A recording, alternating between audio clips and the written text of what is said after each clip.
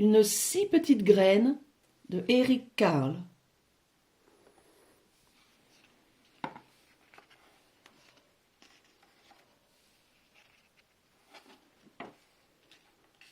C'est l'automne. Le vent souffle. Il soulève les graines de fleurs au-dessus du sol et les emporte. Parmi elles, il y en a une qui est toute petite, minuscule. Est-ce qu'elle parviendra à suivre les autres? Et d'ailleurs, où vont-elles toutes ces graines?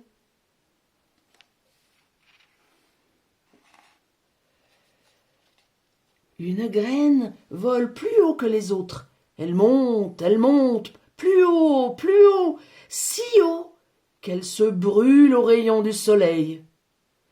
Mais la toute petite graine est toujours du voyage. La voilà. Une graine atterrit au sommet d'une montagne couverte de glace. Là-haut, la glace ne fond jamais, elle ne pourra pas s'enraciner. Les autres graines poursuivent leur chemin, mais la plus petite est un peu à la traîne.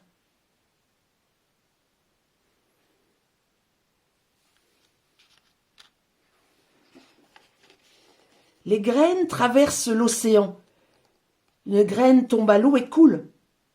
Emportée par le vent, les autres continuent, mais la plus petite ne vole pas aussi haut qu'elle.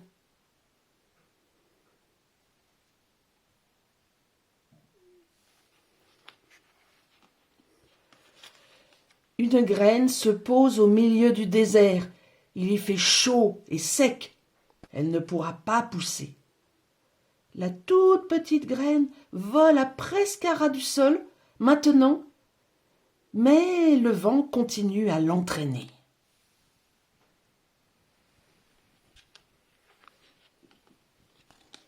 Soudain, le vent cesse de souffler et les graines tombent doucement sur le sol.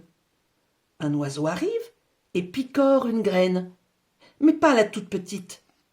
Elle est tellement petite qu'il ne la voit même pas.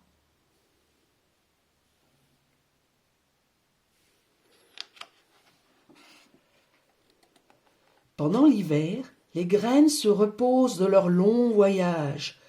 La neige les recouvre d'une couverture blanche. Dans le sol vit aussi une souris.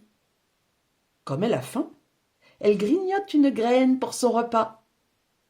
Mais elle ne remarque pas la toute petite graine qui dort tranquillement.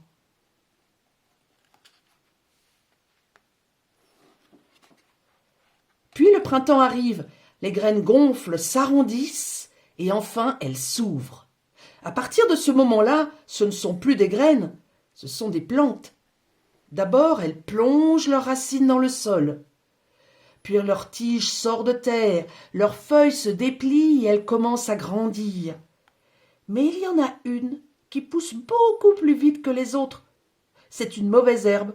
Elle est déjà si grosse qu'elle empêche le soleil et la pluie d'atteindre la plante qui pousse à côté d'elle. Alors la plante meurt, étouffée. La toute petite graine ne s'est pas encore réveillée. Bientôt il sera trop tard. Enfin elle se décide et lance vers le ciel une tige fragile.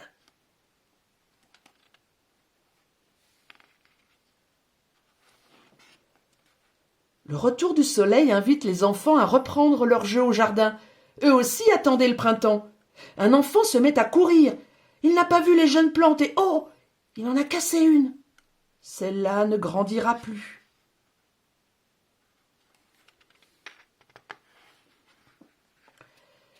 La petite plante née de la toute petite graine pousse à toute allure. Mais sa voisine pousse encore plus vite. Elle a déjà 7 feuilles.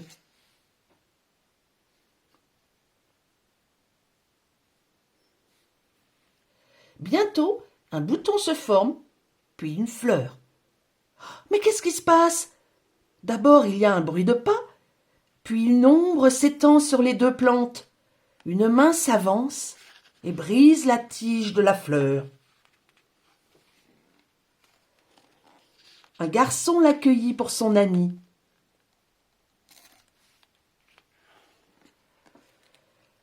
L'été est là, et il ne reste plus qu'une plante, celle qui est sortie de la toute petite graine. Le soleil la réchauffe, la pluie la rafraîchit. Elle se couvre de feuilles, elle pousse encore et encore, comme si elle ne devait jamais s'arrêter. Bientôt elle domine les gens, les arbres et les maisons.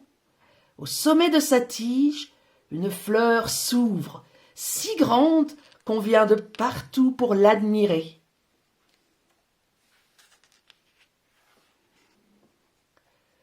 Tout au long de l'été, oiseaux, abeilles et papillons s'empressent autour d'elle. Ils n'ont jamais rien vu d'aussi beau que la fleur géante.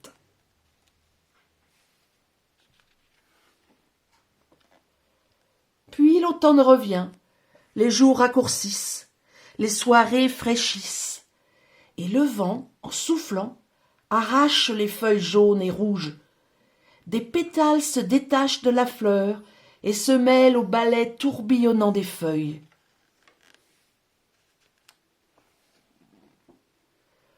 Le vent souffle plus fort. La fleur, qui a perdu presque tous ses pétales, se courbe et penche sur sa tige. Le vent souffle encore plus fort. Il secoue la fleur encore et encore.